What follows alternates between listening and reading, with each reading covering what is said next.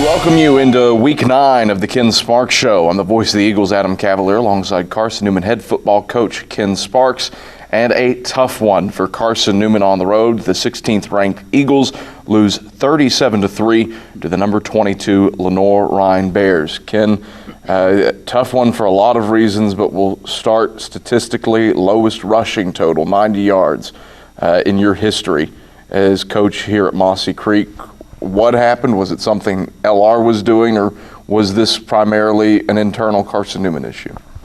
Well, I certainly don't want to take anything away from them. They had a good scheme. They did a great job. They put some smaller, quick people and was slanting them like crazy, and and we got a little frustrated, and so they did a great job. And they are very tough defensively. And then when you I thought it was going to be a typical. We took not the opening drive, but the second drive, and took it straight down the field, and we ended up having to kick a field goal, but moved the ball relatively well, and thought that was going to be kind of the theme of the game. That kind of typical of what we've done all year as far as moving the ball, and the other team moving the ball and seeing who can move it the most or make the plays at the end. And but we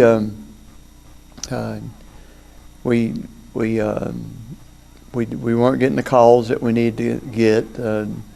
We weren't getting the checkoffs that we needed to get. We weren't getting the execution that we needed to get. And so it was a full Carson-Newman disaster. It really was a disaster. And that begins with me, because I'm the one that's responsible for all that, and motivating kids to get it done, coaching guys to be able to make the checkoffs, making the right calls on the front end, and trying to motivate to the point that we execute and win a ball game. And so none of that happened, and that's all on me. And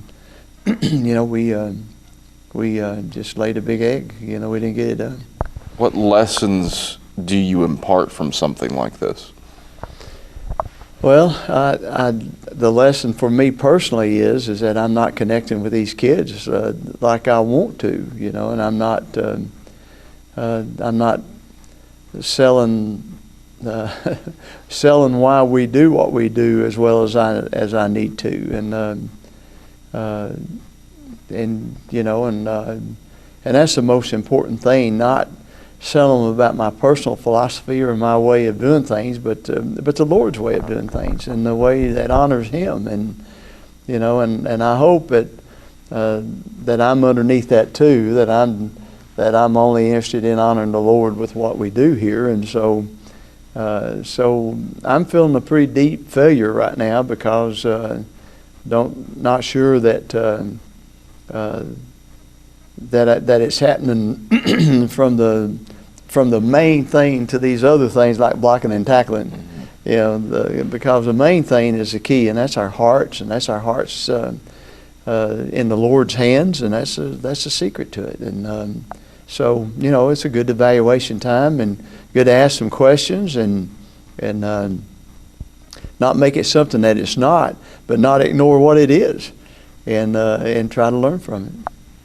Is this the type of wake-up call that can shock a system to put you back on the right track if there were bits and pieces of wavering away from that main source?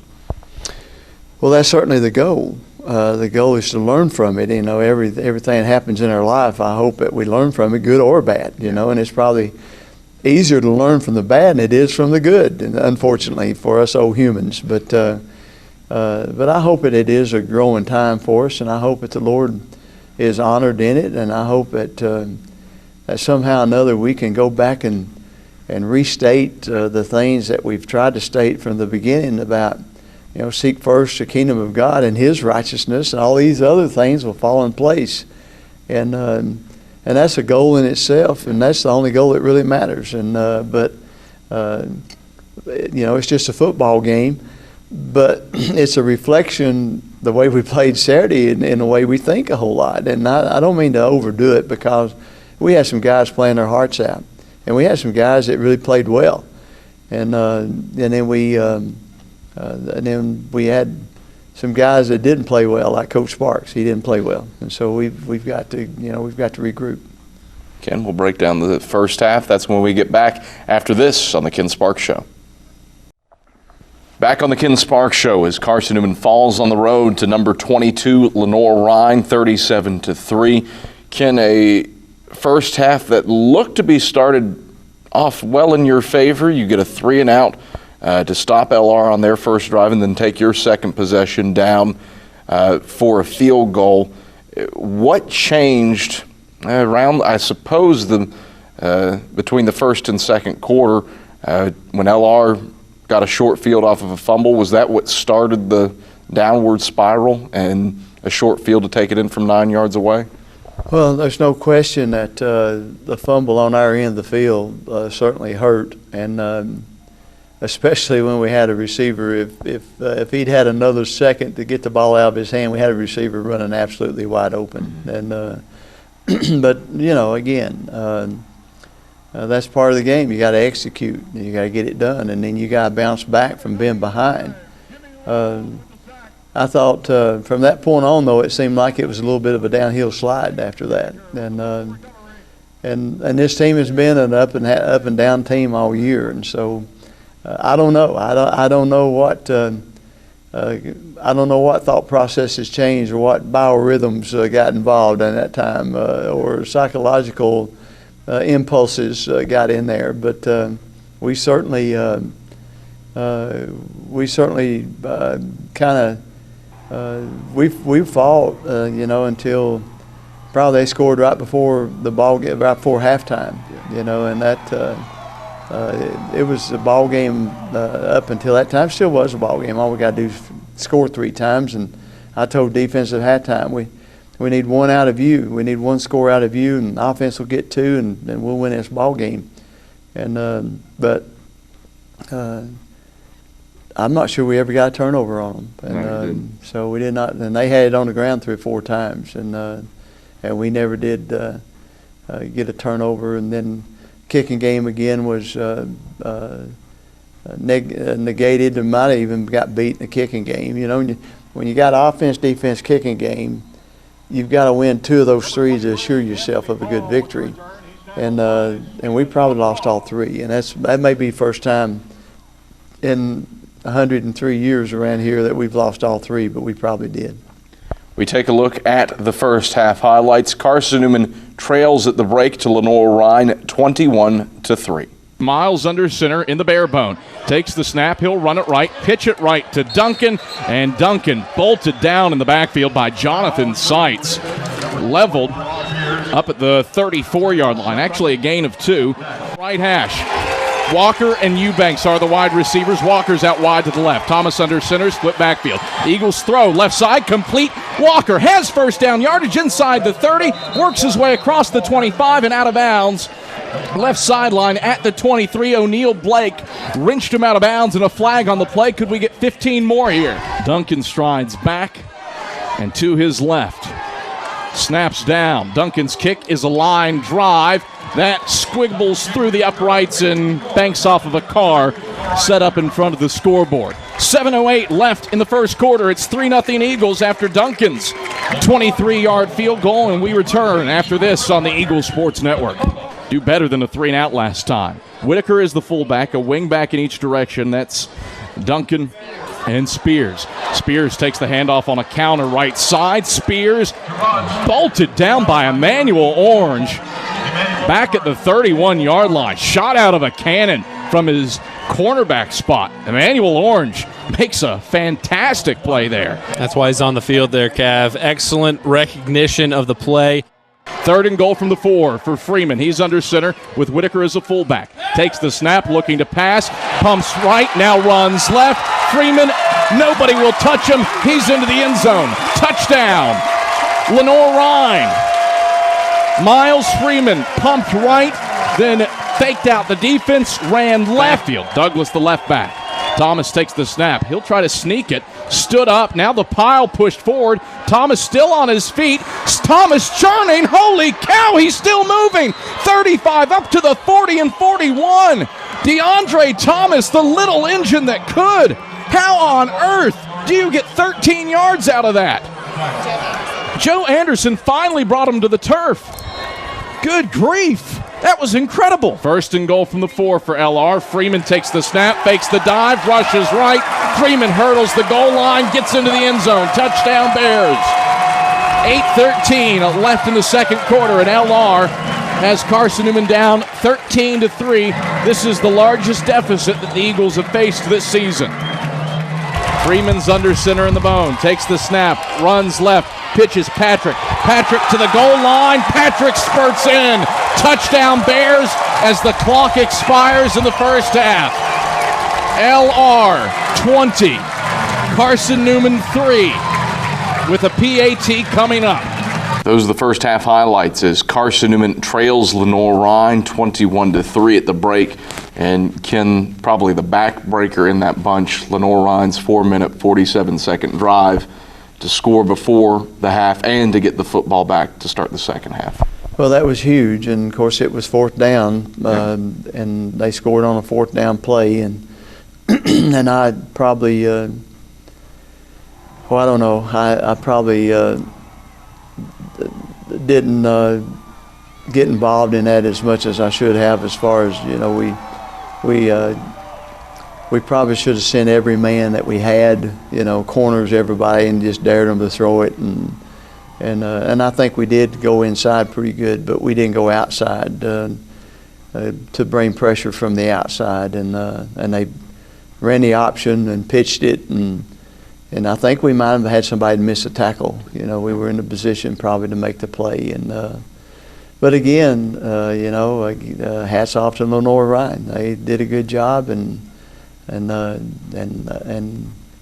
did what it took to make something really great happen for them and really bad happen for us right before halftime. I know you're not a big momentum guy and you believe that it can be counteracted at any moment, but how much did last year's results, with 2 wins for you, knocking them out of the playoffs, spoiling their unbeaten season in the SAC, did you think that played into Saturday's result at all? Well, they had the edge again, but Adam, most everybody does that play us. Yeah. I mean, they this is the one that they want to win probably because in the past we've beat a lot of people a lot of times, and so and I don't say that braggingly. I say that humbly that we've had some success because we've had some good players and good coaches, excluding myself. But I think there's no question that and we had a national ranking that was higher than anybody else in the conference. We had coming off of history, coming off of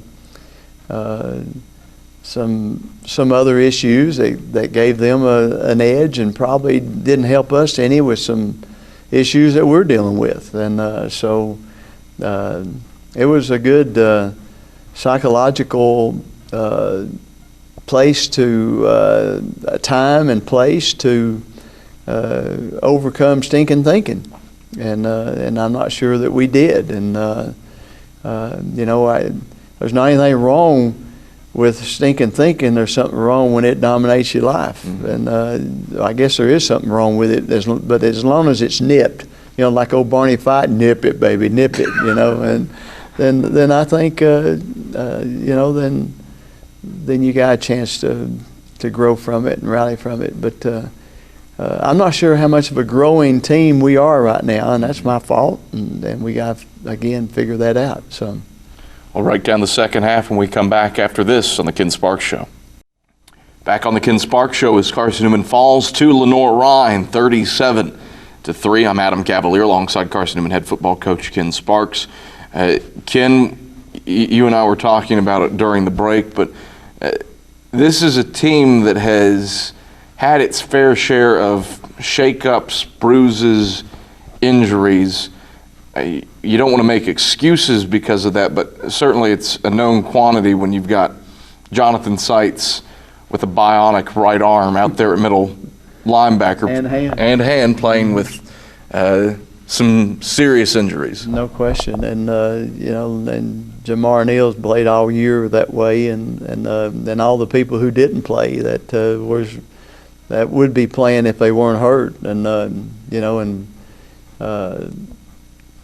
I'm really proud of the ones that are still going, and despite the pain, they're still playing, and we have no limitations except our mind. Mm-hmm. Our bodies will do most anything that our mind will let it do, and I'm so proud of a whole bunch of guys on this team that's good examples of that, and I really appreciate their stand. There's a difference between injury and hurt. Carson-Newman falls to Lenoir-Rhyne at 37-3. We take a look at the second half highlights.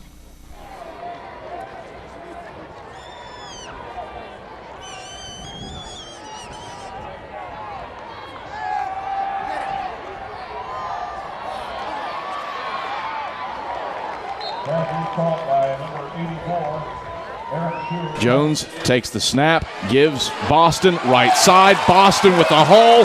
Boston to the pylon. Boston for the touchdown. Lenoir-Rhyne. 36-3. The Bears putting it to Carson-Newman with.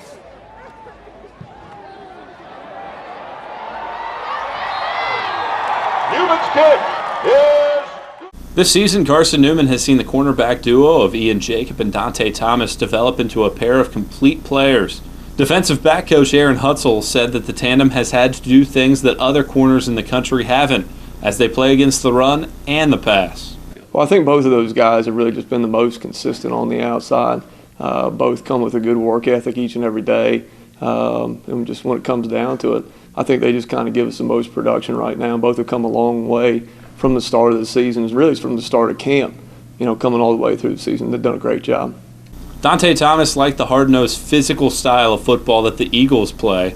After spending the 2012 season as a redshirt, the Dalton, Georgia native spent the summer of 2013 focusing on all aspects of his game. It's a week-to-week process, but that's what off-season is for. During the off-season, we work on the pass and then we work on the run too. So that comes with the position. That's just a part of it. In this conference, it's like half and half. Half the teams run option or run first, and half the teams are pass first. So you just got to kind of adjust to it and do your best. Sophomore cornerback Ian Jacob had never stepped foot on the Jefferson City campus until his first day as a student. The transfer from Lon Morris College in Texas had a conversation with Hutzel and safeties coach Dino Waits that solidified his decision. Well, when Coach Waits and I went to Texas to find, some guys in the spring, we saw EJ immediately, and immediately his personality showed as a teammate. He's a great teammate. Was encouraging the other guys on the sideline, and the guy just made plays. When you watched him at practice, and fortunately for us, he had a redshirt year last year. It could have been one of those things where he was out there trying to prove himself, put himself above the other guys. But really, the thing that stood out about him was he was just a great teammate, and had a ton of production. While the two quarterbacks are consistently lined up on opposite sides of the football field, Thomas has seen their relationship evolve over the past several months. It took a while to kind of get acquainted with him, but when we did, we're clicking, and that's the main thing between the two starting corners is you got to click, and if you don't have that click between your two starting corners, then it's not going to work. And we've done a pretty good job as far as relationship-wise off the field, and hopefully we can keep it up. Jacob is focused on being a better teammate and an overall better person. His transition to Carson-Newman has been aided by a caring coaching staff and a group of selfless players that has helped him become an improved corner. I just have to be a team player day in, day out, everything I do with watching film, preparation, I have to just be locked in like everybody else, and just know my assignments, and I play my position, and everything falls in place. The preparation of the duo each week has impressed Hutzel the most and is a big reason why Thomas and Jacob have been successful. I think they both do a great job. I mean, individually they both come in, a lot, and they're guys who will definitely be in there throughout the week to watch film. I think both of them, they want to know exactly what they face each and every week. I think both of them, football is important to them. I think this team's important to them, and winning's important to them. And so that's why, those guys come in and do what they need to do throughout the week, so they're not shocked by what comes on Saturday. And that consistency on the field, that comes from their preparation off the field, certainly. For the Eagles to reach their ultimate goal, Thomas believes that the cornerbacks have to continue to focus on the day-to-day process of getting better, which begins in the film room and continues on the practice field. For the Ken Sparks Show, I'm Michael Wattrang. All right, thank you very much, Michael Wattrang. And Ken, a couple of corners in Dante Thomas and Ian Jacob, who have come in and started quite a bit, played quite a bit on both the left and right sides this season as brand newcomers. Well, and they've been a blessing, and there's been a few games where they haven't come out of the game, and so that's been a real blessing to have two guys. Thank the Lord that they've stayed healthy. Yeah. And so that's also been key for us. And and then, we had Emmanuel Orange, who was supposed to help a lot, and he's been hurt the whole time, and finally got to play this ball game. And so, it's been good to have those two. You've now turned your attention to your second straight nationally ranked opponent. Newberry rolls into Berktar Stadium for your final home game of the regular season. The Wolves are a mean, feisty, angry team who roughed up on you pretty good last year. How do you put this loss to Lenoir-Rhyne behind you and prepare for what's going to be another absolute dogfight? Well, of course, that's the challenge, and since I don't get to play any, you're going to have to ask those guys that play. But it is my job to make sure we're thinking right about it, and prepare correctly, and try to put a plan together that has some success. But there's no question that they're a very, very talented football team, and they got a lot of people that can play and play well, and they got a receiver bigger than anybody that we've seen all year. That they're going to throw it up to at least 5-6 times a ball game, and just see if he can jump up over like he did last year against us. And they're big, and they'll be the most physically intimidating looking team that we've played against all year. And so it'll be a tremendous challenge, and they probably are pretty excited about playing us. They beat us 2 years in a row, and so it'll be a great opportunity for us, or it'll be another disaster for us, just depending on how we execute. Ken, pleasure as always. We'll talk to you next week. All right, Adam, thank you. That's Carson-Newman head football coach Ken Sparks. I'm the voice of the Eagles, Adam Cavalier. This has been the Ken Sparks Show. Thanks for watching.